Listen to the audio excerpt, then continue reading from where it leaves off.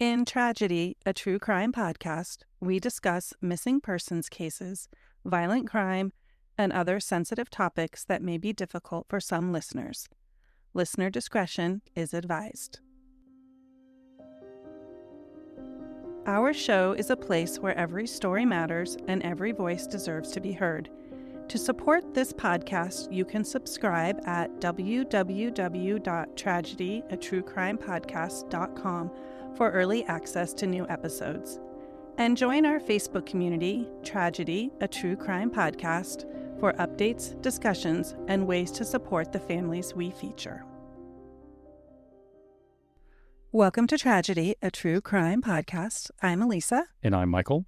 Today we're joined by someone whose connection to Krystle's case is both deeply personal and uniquely shaped by time. Hannah Mosbrucker, the younger sister of Krystle Cook. Hannah never had the chance to meet Krystle. She wasn't born yet when her sister was killed, and yet Krystle's presence has always been part of her life, shared through family memories, stories, and the legacy her sister left behind. Growing up, Hannah came to know Krystle not through lived moments, but through the voices of those who loved her. Through the stories, she's built a connection to a sister she never met, one grounded in love, remembrance, and a deep sense of who Krystle was.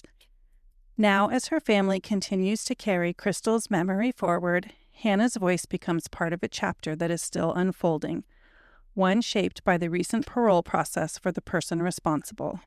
It's a moment that brings reflection, emotion, and the responsibility of speaking on behalf of someone's life that was taken far too soon. Today, Hannah joins us to share what it means to grow up with this legacy, to stand alongside her family during moments that matter, and to ensure that Krystle's voice continues to be heard. Because Krystle's story hasn't ended.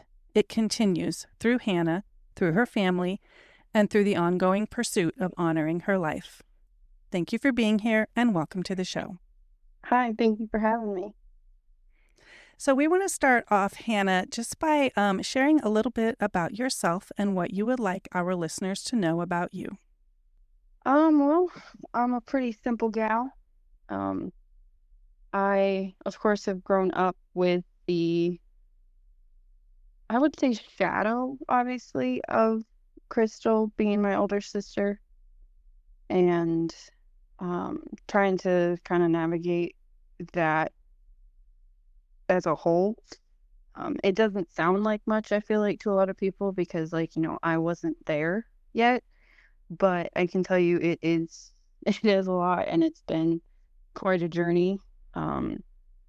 But I think as an adult now, it's been nice to be able to, kind of use my voice and help my family, to continue to fight for keeping Krystle's name out there and her story alive, and where we want to kind of see the story go in the future. So growing up, when did you first begin to understand who Krystle was? I would say almost, right away, because the whole thing that happened, it really shaped, my whole childhood, from the way my parents raised us to the relationship that I had with my, extended family, there's just, it really did affect every single aspect. And so I think very early on, I was aware of, that she should be here, and that, things should have been different, but they weren't, and I guess that's where we're at today. Mm-hmm. What are some of the stories about Krystle that have stayed with you over the years?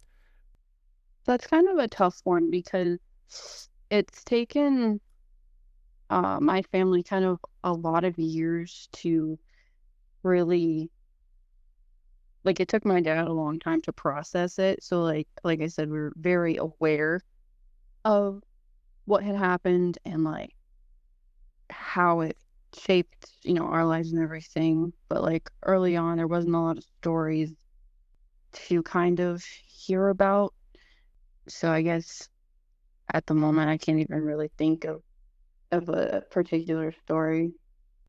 Can you tell us, based on what your family has shared with you about Krystle, how would you describe her?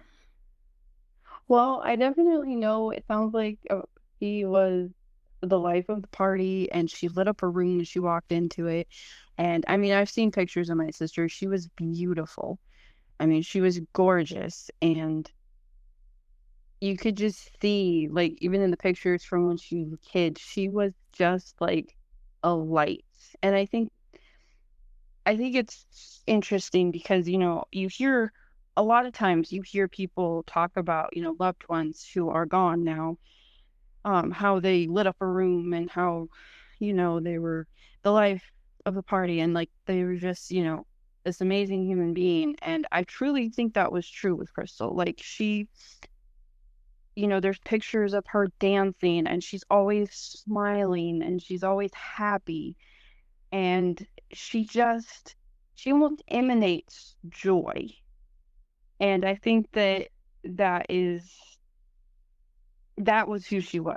She was a happy, energetic, she just had a zest for life.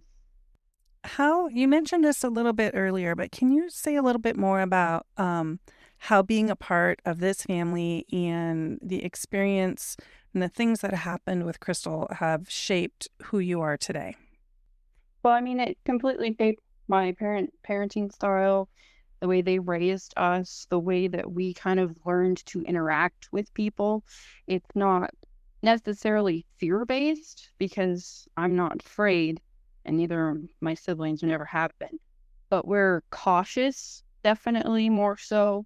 I feel like when it comes to meeting new people, to sharing information, there's always kind of like a in the back of your head, like you don't want to get too, open about information, or you don't want anybody to know too much about you until you're, for sure that they're good people. And it affected um my relationship with my grandparents early on because there was kind of a split in the family. I think it would have been right after I was born, with kind of like my immediate family, so like my parents and then my extended family. And so I didn't really know the like the first 6 years of my life, I think, and was probably around that long before we kind of got back together.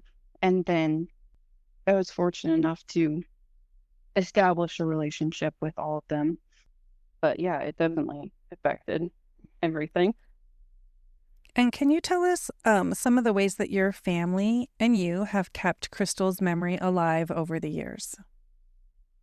Well, the biggest thing I would say definitely is that every year on her birthday, which is January 19th, we always have some sort of celebration. We always try to, take time to stop and think about her and remember her and talk about her and make sure that she's not forgotten and that her name, and I mean, I plan on continuing to do that as long as I am alive, with my husband. And, if we have a family someday, we will always take that day to remember her. And then like through this whole process, I I'm the one who created the Facebook page and I kind of ran it, and I got the opportunity to kind of be the voice for the rest of my family and whatnot. But that has been a way to get her name out there and her story out there, and hopefully, have an impact on people and have a lasting impact so that, her name is everywhere. And then obviously, I know my dad touched on the nonprofit that we've set up in her honor to help like youth and troubled young women and, just young women in vulnerable situations who might need help, and then their families through the process. And I think that putting her name on there, obviously, that's a way to create a legacy and preserve a legacy that she didn't have the opportunity to create herself. Can you remind our listeners, I want to get it right, I believe the Facebook page is Voices for Krystle. Yes, it is Voices for Krystle, and we started it right before the parole hearing back in March, and it really took off almost right away. We gained a lot of followers, and we just hit almost 300,000 views since it was created, and that's not even counting all the content that we shared with like the news outlets. And we're all very proud of that, to be able to obviously be a voice for her. And you mentioned the Krystle Cook nonprofit, and we know that this is a very important part of honoring Krystle. And tell us a little bit about what that foundation means to you personally.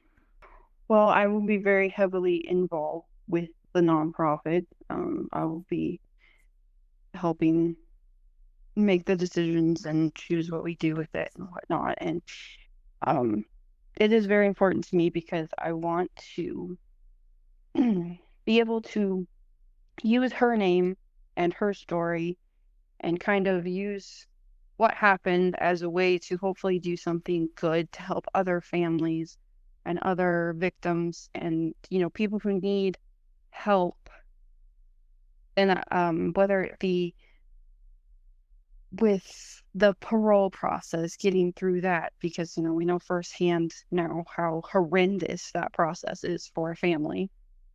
Or help, you know, if we can help investigate and help figure out, you know, if people need help with like private investigators and whatnot in the future. Hopefully we can kind of do that. But so yeah, I think mostly it's important to just have her name attached to something that hopefully makes a huge lasting impact on lots of people. Well, one thing that's really compelling about what you're saying too is even as we started our own journey with this podcast, I mean, it kind of evolved over time. You know, we didn't really set a path. We kind of let it discover itself. And we found even just from this platform how many people were just reaching out and needed help. And so it was more it was a lot more than I was ever anticipating. And so I can certainly see how a foundation like what you're trying to set up is going to be really, really helpful to people. I think it's amazing doing, and like, I'm sure I can, like, to be able to get people's voices out there the way that you guys do, I think is truly incredible and help with, you know, finding information and connecting people to this story. Like, even with our Facebook page, you know, when we first set it up, we had all of these people reaching out to us when they started learning the story and like the parole hearing was coming up, because they had no idea what was going on. They did not know that it was happening. You know, friends of Krystle's came forward with good stories about her, and people came forward with information and stories about the individual who murdered my sister and wanted to, you know, try and get this to, you know, like the parole board and like, you know, get the word out there. And it was a great way for that to happen. I think that had a huge impact on the way that the parole hearing did end up going, was that we were able to bring forward so many people and get the word out there to write letters to the parole board and, you know, just have a way to get information out there, because, you know, people don't know what they don't know. That's true. And so something else too that I wanted to point out, I've actually been thinking about this since we talked to your dad, and there's something very compelling in his voice. It's an interesting combination of devastation and anger. And even beyond what he shared as far as the story, I just keep remembering how he told the story. And so I'm looking forward to seeing what our listeners respond to and what type of feedback they have and how they can help, because I know it was really impactful to me personally. Mm-hmm. Yeah, my dad is I want to say it. He's a force to be reckoned with. I can tell. Especially when it comes to protecting his family and doing what he believes is right. He is a force to be reckoned with. That's the only thing I can really say to accurately describe that. And as his daughter, to watch him go through what he has gone through my entire life. I'm 25 years old, and I have spent my entire life watching this.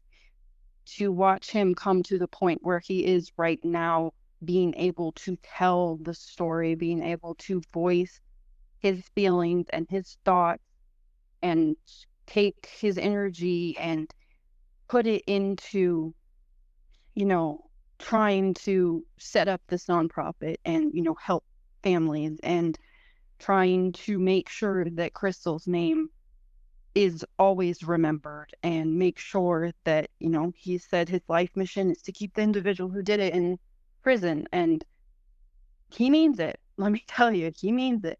That's not something that he says lightly. And I mean, we all, of course, support him and back him. But yeah, it's amazing actually to watch him and to listen to him. Even when I was listening to him when he recorded with you guys the first time, it was, I had tears in my eyes because I listened to him, and I have a unique perspective as his daughter, to share him with Krystle as siblings, and to watch him go through that grief. I mean, that's one of the actual worst parts for me of this whole thing. Is I not only lost the opportunity to ever know my sister, I have watched my dad, like a little piece of him, is gone forever because she's not here. And as his other daughter, there's just something, I don't even know how to put the words, that just breaks my heart. It's hard to watch, but I'm so proud of him. It's making me think of one of the other families that we supported. It's a missing person out of South Florida, and he's been missing since 1979. And his brother came forward and spoke with us, and it was the first time he had spoken publicly about his brother's disappearance. And we are very close with this family and his nieces, and they were saying very similar things to you. Like, we are so proud that he's finally able to speak publicly. And while it was difficult to watch and experience, it did give him an opportunity to do what he just hasn't felt comfortable doing for 50 years now, a really, really long time. You used the word horrendous when you talked about the parole process. Can you talk a little more specifically about some of the barriers that your family encountered and how you navigated those barriers? Yeah, I'd love to address that, because I think that other families and people who might not know, what they're going to have to deal with or what they're going into should have at least some sort of warning. Because it was horrendous. It was terrible. I mean, we're lucky we even found out that it was coming up. I think the grace of God, to be honest. And then, from every step of the way, it was like trying to, climb up a hill in mud. Like, it was just terrible. Every time we tried to submit letters to the parole board, and I know my dad, John, the victim specialist, I believe was her title. And I interacted with her a lot of times throughout the process. And I will tell you, keeping my cool was difficult.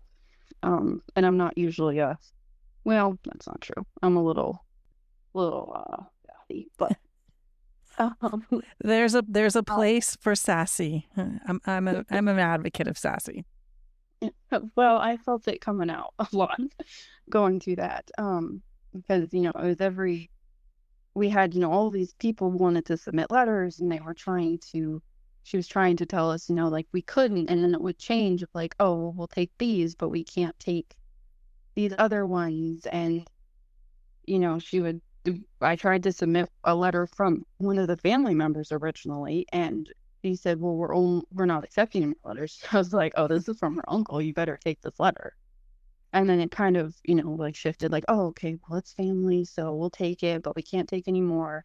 And I just found it so infuriating because I was like, we have all of these people who want to voice, whether it's in support of us or they knew the individual back in the day, or they knew Krystle and they, you know, knew her story, and, you know, just wanted to like you know, just make it, state it again that, you know, this was a young woman who lost her life at the hands of a man who does not care and he feels no remorse. And every step of the way, she just made it so difficult. And I mean, even one of the things, this might sound kind of stupid, but one of the things, even in the parole hearing, is you have to go through security because, you know, it's held in the prison. And you can only take like a few snacks, and you can take like a bottle of water, and they all have to be checked. Well, we ended up being in there for 8 hours. It was originally scheduled for 4. There was nothing done. Like, you know, no drinks, no snacks, no nothing. Like, if you're a victims specialist, there were so many things that she could have done to make this easier for people. And I think if you're going to hold that rule, you have to be empathetic. Like, you have to try and at least attempt to make this process maybe bearable for families who are going through the unthinkable, you know, reliving it.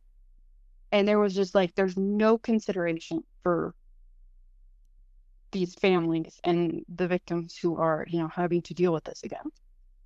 No, nothing. And it just, like I said, one thing after another. And it's bad enough to start with that, you know, we're having to go through this and relive it. It's very tragic. I think that it's almost like the justice system is designed to like take care of the criminal more than the people who have suffered. And I think that's really a shame, because when you're already dealing with this, having to fight them on it as well is truly terrible. Yeah, we have been talking a lot about what you just said about who's being prioritized, right? And who's being, I guess, quote, taken care of. And obviously we 100% agree with you. And like, we're really advocating, and I know that you guys are as well, really focusing on being victim-centered, being centered on the family of the victim. You'll see lots of times, like, I don't even like to, like in some of the higher profile cases, they're referred to by the person, like the national highly profile cases are referred to by the person who committed the crime. And I'm like, why are we saying it? We should be calling, you know, when we're discussing it, we should be talking about the victim, naming the victim, and not naming the people who are responsible for what happened to them. So, I mean, it is a shift. So how did you navigate some of these barriers? Did you guys did you start Google searching how to do this? Like, because this is, I think, one of the keys of the foundation is that you all navigated it and got a successful outcome, and your desire is to help families to be able to navigate it so their experience isn't as horrendous as yours. Oh, I mean, we started anybody that we could find to reach out to, me and my sister especially, because we had the time and the resources, and we kind of have the know-how with our job to like be able to find information and whatnot. And we found we spent hours emailing news outlets and TV stations and radio stations and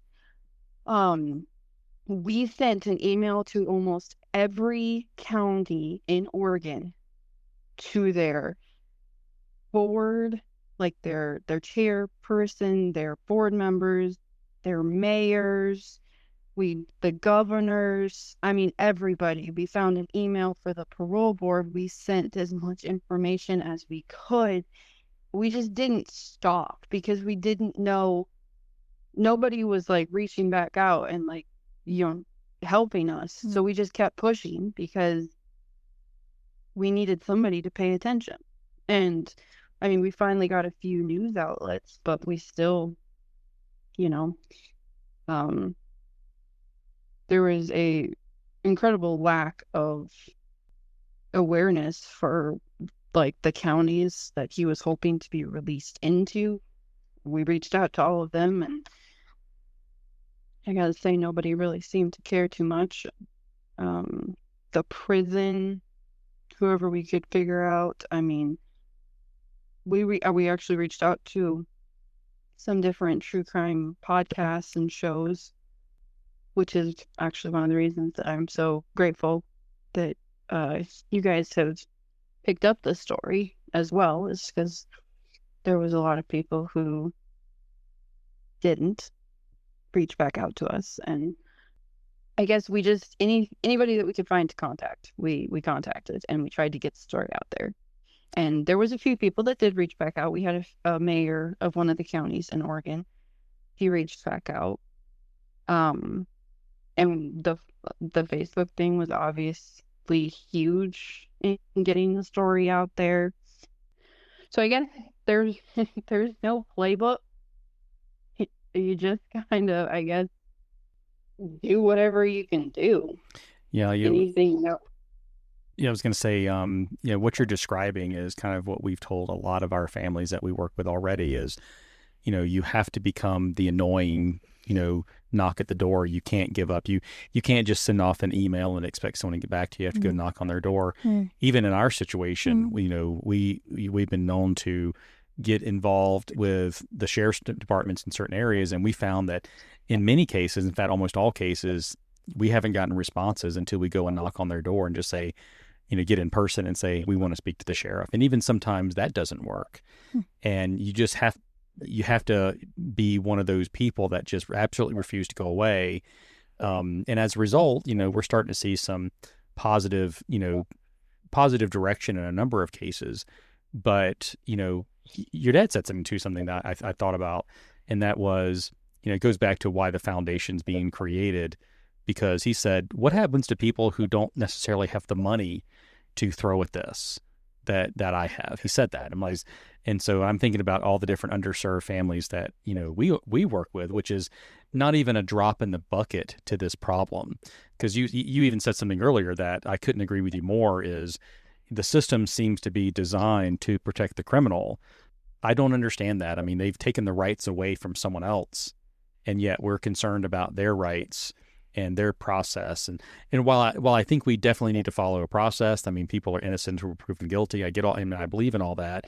I don't believe in, spending more time protecting their rights than, going through that process and actually having that evidence and looking at these things and, and really kind of digging into what happened. And then once we've made a decision, the decision's been made. I mean, so putting families in a position where they have just this absolute horrendous thing to go relive over and over and over again and get no results, and having the whole story about the victim's advocate protecting the person who's on parole, I actually found that just tragic.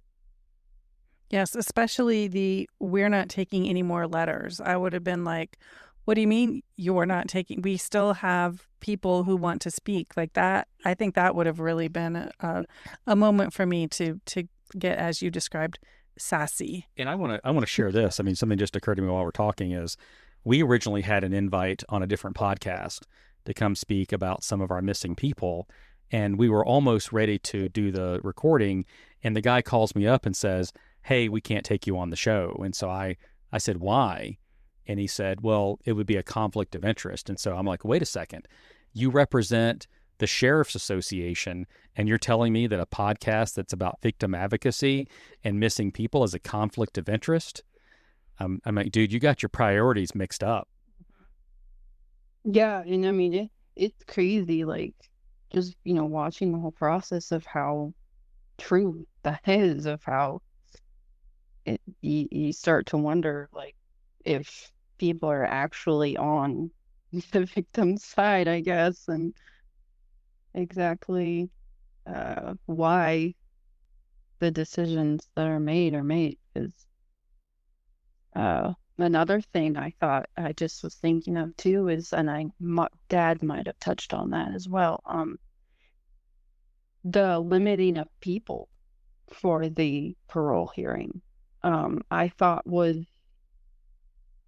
kind of ridiculous, because they're trying to limit you. First, it was like, I believe 15 people, and then it was like, oh, well, maybe we can do 20, and then they're like, oh, the limit's 25. And we had that room packed. I mean, my family, we all came out, and they're not used to that. They even made the statement, oh, well, since COVID, most people just choose to, do this over Zoom, and like nobody, makes an appearance anymore and whatever.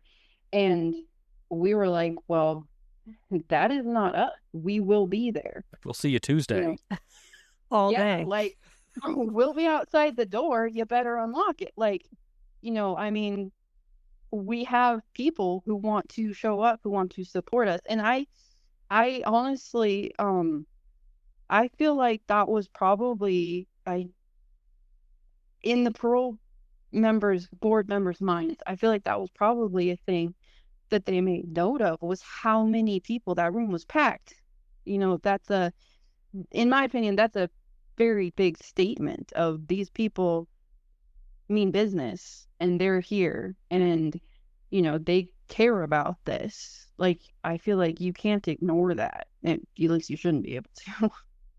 So the sentence was a life sentence, obviously, with the possibility of parole, as you were talking.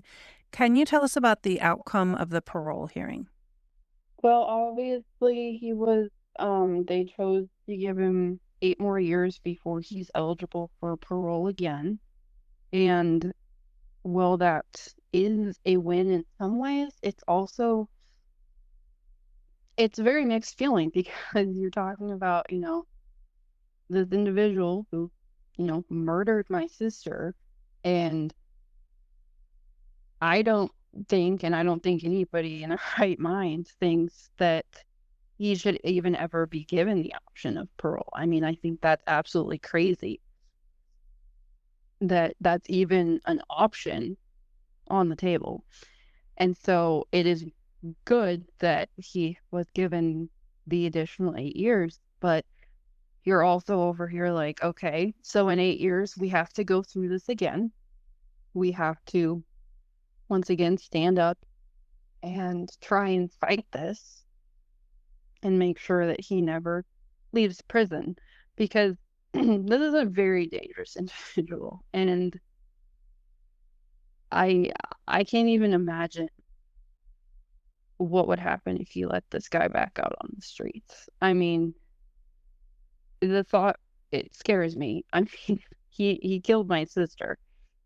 That's not, in my opinion, that's not redeemable. There is no way that is ever, I don't care how many classes he may have taken. I don't care how many learning path, career, whatever things he's taken. That doesn't change. And even if you do, the fact is that you killed somebody and you need to stay in prison forever. And I want to take that and circle back to the foundation and the nonprofit. And so what are your hopes for the impact of the nonprofit, not just for Krystle, but for others? I hope the impact is that someday, when maybe family is facing what we were facing going into a parole hearing and not having any idea how to handle it or what to do, I hope if they Google what do you do, if they talk to somebody, I hope that somebody can say, there is this foundation, this place that you can go to. There are people that you can call that will help you navigate this.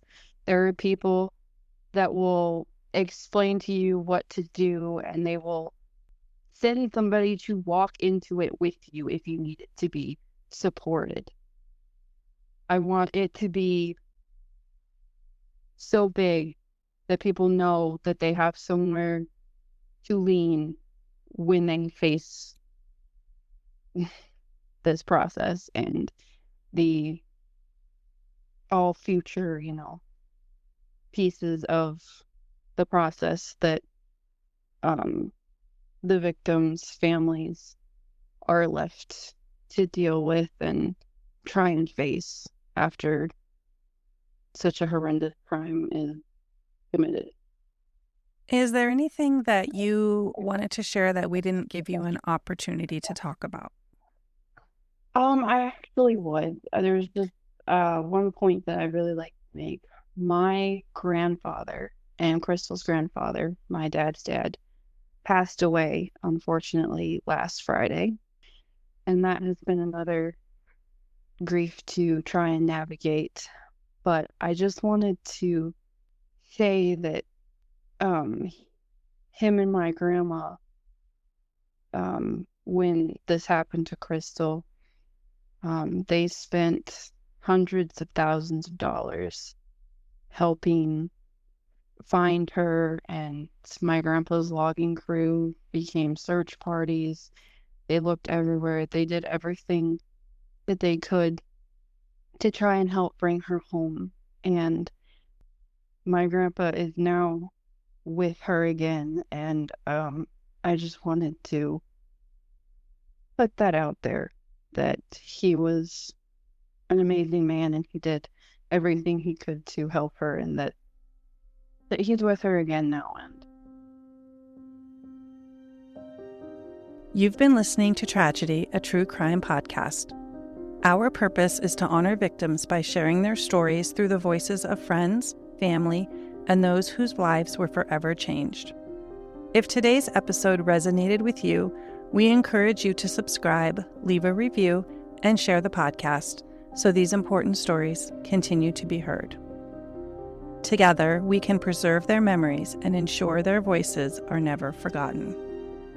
If you have ideas for cases we should cover or questions about what you heard, you can connect with us through our Facebook group, Tragedy, a True Crime Podcast, on X @Tragedy Podcast, by email at tragedyaTrueCrimePodcast@gmail.com, or by visiting our website, www.tragedyaTrueCrimePodcast.com.